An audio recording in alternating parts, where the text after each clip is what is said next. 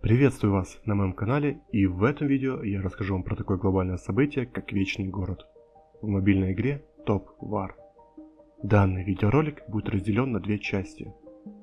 В начале будет краткое руководство и советы по прохождению данного события, а под конец демонстрация того, как сервер 3968 смог успешно противостоять своим противникам и захватить контроль над всей игровой картой.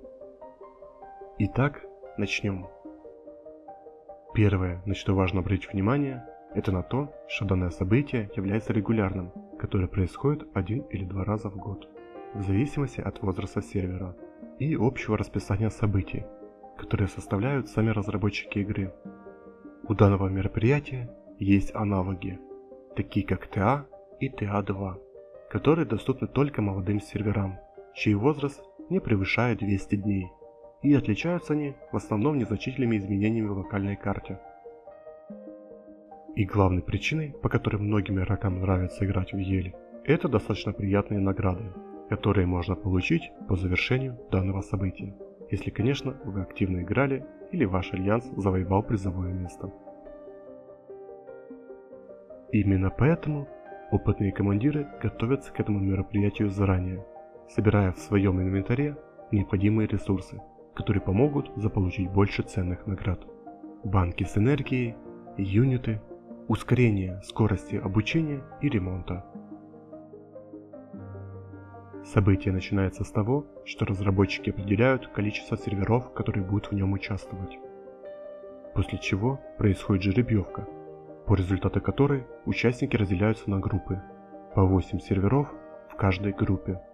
Эту информацию обычно анонсируют в официальном Discord-канале игры, а через некоторое время и в самой игре появляется новость с временем проведения этого ивента и списком ваших оппонентов.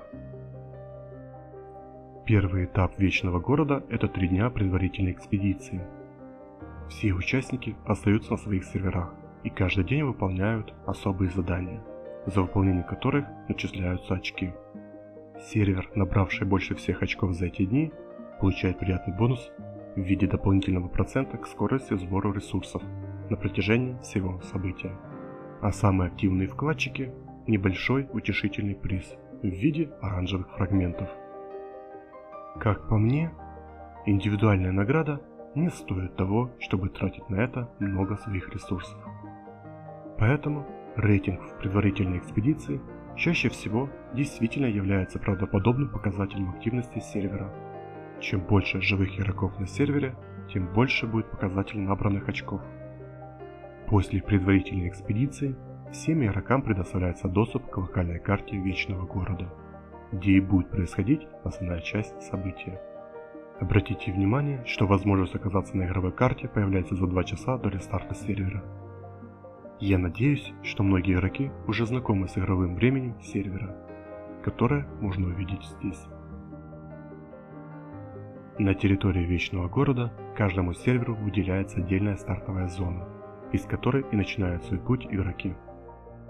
Основная задача и цель данного мероприятия заключается в том, что за определенное время, которое указано в меню ивента, вам необходимо набрать как можно большее количество очков, как индивидуальных, так и командных.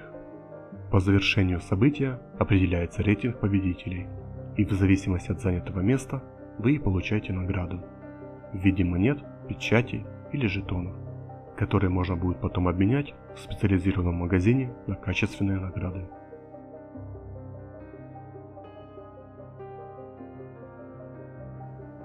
Индивидуальные очки игрок получает за уничтожение Темного Легиона и сбор ресурсов на локальной карте Вечного Города, причем цена за победу над противником варьируется от игровой зоны. Командные же очки можно приобрести только за удержание определенных объектов, таких как экспедиционный пост, экспедиционная база, арсенал, форт, академия и, конечно, за столицу Вечного Города. Чтобы захватить данные объекты, необходимо к их границам подвести прилегающую территорию вашего альянса. Территория альянса возникает после постройки бастиона, а ее расширение посредством строительства электростанций. Возводить бастионы и электростанции могут игроки, занимающие роль R4 в Альянсе. Скорость строительства данных сооружений зависит от количества юнитов, которые принимают в этом участие. Также есть некоторые технологии, которые ускоряют этот процесс. Доступ к этим объектам открывается постепенно. В первые же дни Альянсам доступны только те объекты, которые находятся в стартовой зоне их сервера, а именно экспедиционный пост и база. Чаще всего лидеры альянсов заранее договариваются, какая команда будет основным представителем сервера на этом событии. Она же и забирает всевозможные сооружения. Другие же альянсы всячески стараются в этом им помочь. После окончания события все игроки сервера могут вступить в основной альянс для получения наград. Такая стратегия чаще всего используется. Открытая вражда или конкуренция внутри сервера может привести к очень плачевным результатам, так как противников с других серверов более чем достаточно. Тем более, не нужно забывать и про внешнюю дипломатию, которая может сильно повлиять на ход игры. На 7-й день открываются первые ворота. В этот период два соседних сервера находятся в состоянии дуэли за право контроля над зоной 2, где находится арсенал и форт. Исход данного этапа может быть разным. Все зависит от разницы соотношения сил серверов и договоренности лидеров. Чаще всего территорию делят пополам, а форт забирает сильнейший сервер, но бывают и другие варианты. На 11-й день открываются вторые ворота, где уже потенциально 4 сервера имеют доступ к совместной территории через зону номер 3. Там же и располагаются 6 академий. На 14-й день борьба за столицу. Тотальная война, которая продлится несколько дней. В этот период нет ограничений по распространению территории Альянса. По окончанию этого этапа и будет определяться победитель, как личного рейтинга, так и командного. Дополнительные задания и достижения.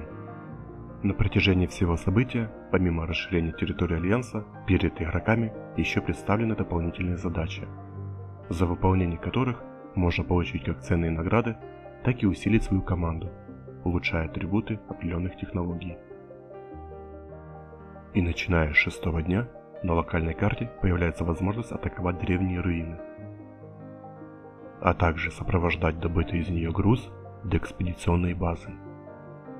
Полученные материалы можно будет использовать для повышения уровня технологий Альянса, что дает возможность повышать количество участников в команде, скорость постройки бастионов, электростанций, также увеличить их предельный лимит, повысить скорость марша по перехвату грузовиков и другие полезные свойства. Существует несколько достижений, которые мотивируют выполнение этих задач, поэтому я рекомендую каждый день осуществлять рейды на сокровищницу и вражеские грузовики, которые направляются к экспедиционной базе другого сервера. Еще существуют задания по сбору ресурсов в определенной зоне. Также уничтожение вражеских юнитов, как обычных, так и юнитов Вальгаллы, за которые мы и получаем военные жетоны. Для этой задачи очень хорошо подходит событие Ковчег, ежедневно продолжительностью 1 час от рестарта сервера. Перед началом мы отправляем свое войско и с момента запуска наблюдаем за результатами битвы. Всего 12 раундов с интервалами между ними 5 минут. Если войска повреждены, то есть возможность отозвать марш и заменить его на новый. Желательно во время этого события располагать свою базу как можно ближе к выбранному ковчегу.